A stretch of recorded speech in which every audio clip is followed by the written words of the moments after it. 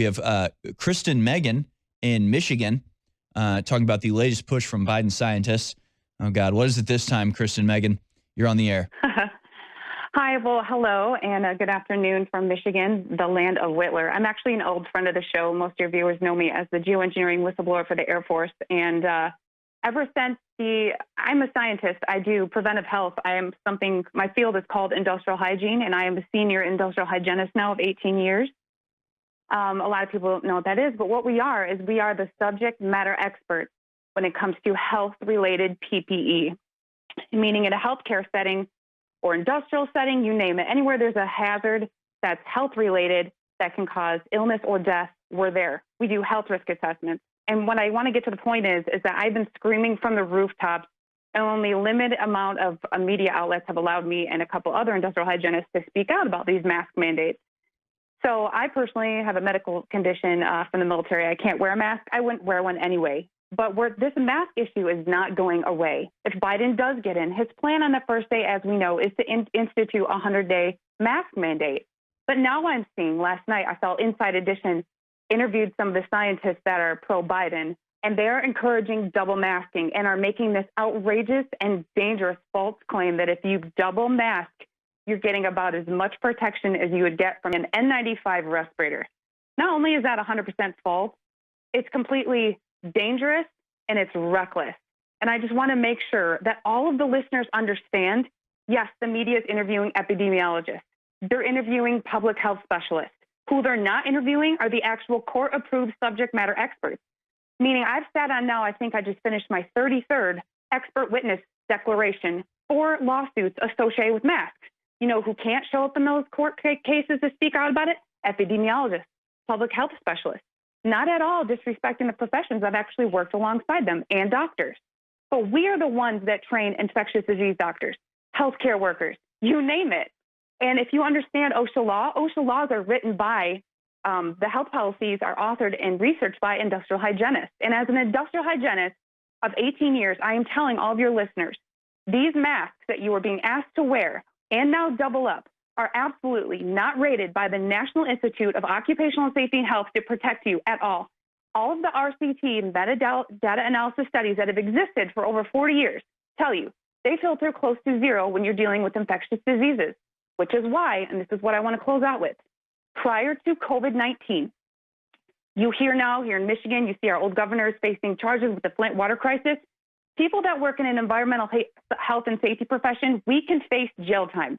Prior to COVID, if I ever put an employee, a grocery worker, a healthcare worker, anybody, if I ever put an employee in a mask, a homemade mask, or a mask not rated to protect against the virus, which needs NIOSH certification, I could face jail, I would be fined, and I would lose my job and probably some of my certifications. This is not made up.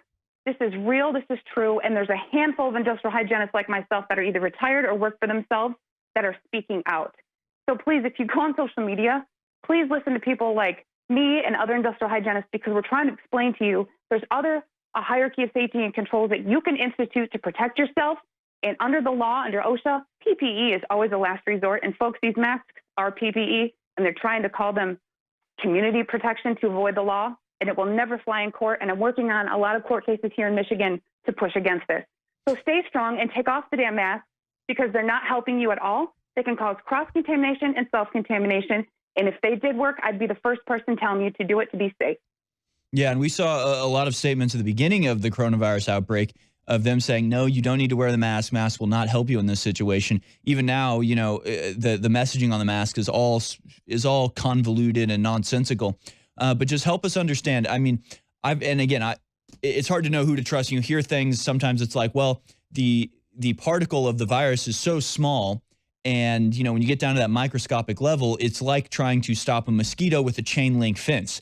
It's not going to stop the virus from actually getting through. So I guess having two masks would be like having two chain link fences to stop a mosquito. It still wouldn't help at all. Is that an accurate comparison, or just help us understand the science behind why two masks makes no sense, you know, when one mask makes no sense either? Yeah. So, yes, that's a very common sense, dumbed down approach. It's actually pretty accurate, but it's not scientific. See, the National Institute of Occupational Safety and Health, when I say NIOSH, that's what it is.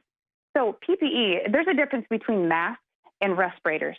And what has culturally and professionally been called nuisance masks are what people are wearing. These homemade masks who, by the way, we don't know what the material is made of, what if people make them out of T-shirts, what is this clothing sprayed with? There's more than just this mask won't protect you. It's what fabric is in your mask.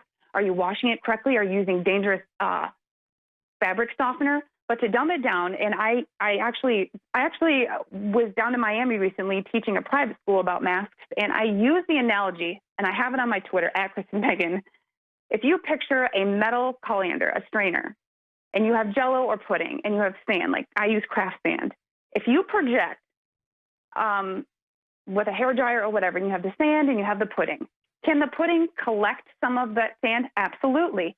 But guess what travels farther and can travel right through that mask? It's the small particulates. It's the small microns of the virons. This is why in healthcare settings, it is law.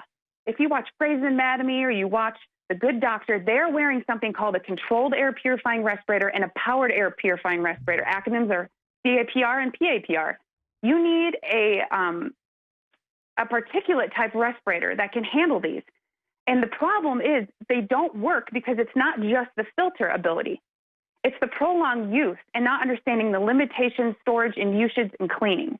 The second you cough in an ear loop mask, do you know that you've completely compromised its ability to do anything? You have to take it off and change it. Right. So it's the degradation, it's the permeation rates. There's so much involved, and I don't want to get too technical, but yes, that's why when you're dealing with a mask, masks are never allowed to be worn to protect against a virus. You have to wear a respirator. And N95 is a respirator, and it's called 95 because it's only 95% capable of protecting this. But in a healthcare setting, and I used to work at one of the largest VA hospitals in Chicago, all the people that worked around TB were on the respiratory protection program to wear the PAPRs, not N95s. Only people that wore N95s are people that were very short exposure, like people dropping off food trays for nutritional services, people registering patients. But people that were up close and personal with infectious disease patients, we never allowed them to just wear even an N95 respirator.